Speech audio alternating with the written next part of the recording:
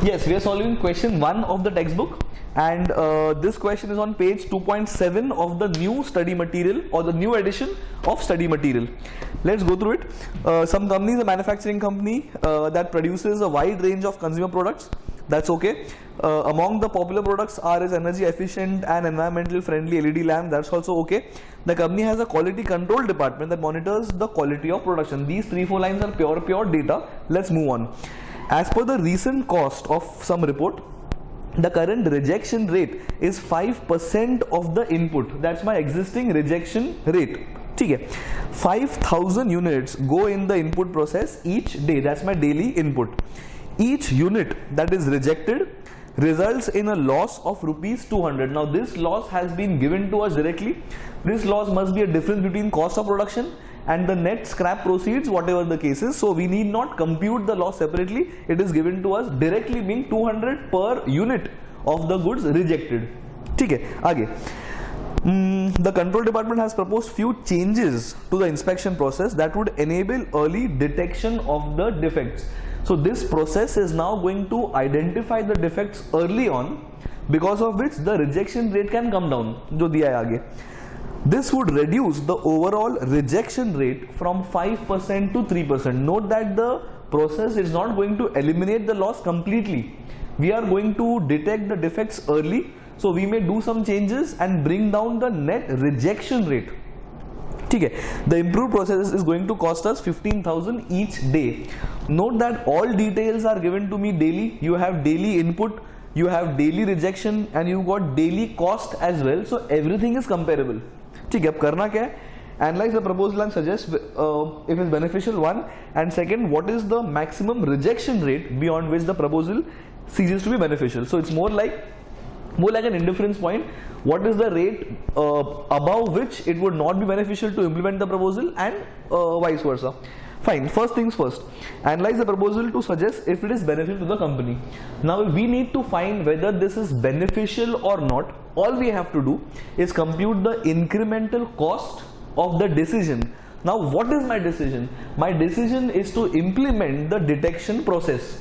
The detection process, the incremental cost of the detection process is rupees 15,000. So this is how much we are spending to get the inspection process on board. Fine. Now if we are spending 15,000, we need to ensure that the benefit to us has to be at least 15,000. Now, so how to get the incremental benefit? Note that the term is incremental benefit, not total benefit. Now the old rejection rate was 5%. Because of the the inspection process, because of we spending 15,000, the 5% is now going to come down to 3%, which means the number of goods rejected are going to be 150 from the old number of 250. So the incremental benefit to us, my job is to not just compute the total cost, my job is to find the incremental cost. First I was spending or losing or incurring 250 at the rate of 200 being the cost of the rejection. Now I am rejecting 150, so I am incurring 150 at 200. So my job is not just find the cost, my job is to find the incremental cost savings. So 250 being the old rejection, 150 being the new rejections, the process, the inspection process is helping me to save 100 units from being rejected.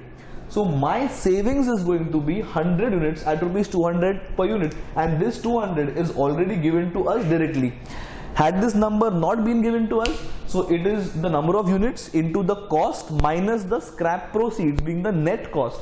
But since cost is given to us, I can get the cost directly. So 20,000 is going to be my savings because of my decision to implement the inspection process.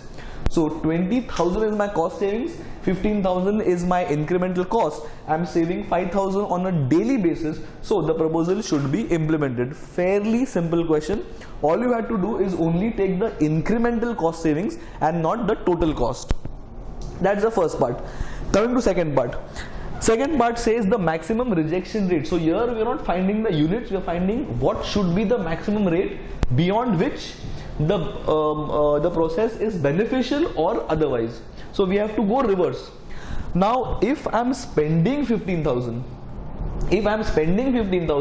I have to ensure that my total benefit should be at least 15,000. So if I want to have a minimum savings of 15,000, I need to ensure that my minimum reduction required, the reduction has to be in number of rejections. So I need to ensure that the number of goods which were rejected has to be lesser by minimum 75 units. How 75? Because I am spending 200 or I am losing 200 per unit. So if this 200 is going to be saved, why will this be saved? Because of the inspection process. So if this 200 is going to be saved, I need to ensure that this 200 has to be saved 75 times to at least save 15,000. Why at least? Because I am spending 15,000. So for me to be indifferent, I have to save at least 15,000. So I have to ensure that my number of rejections will come down by at least 75. 75 is not the answer. The answer is old minus new should be 75.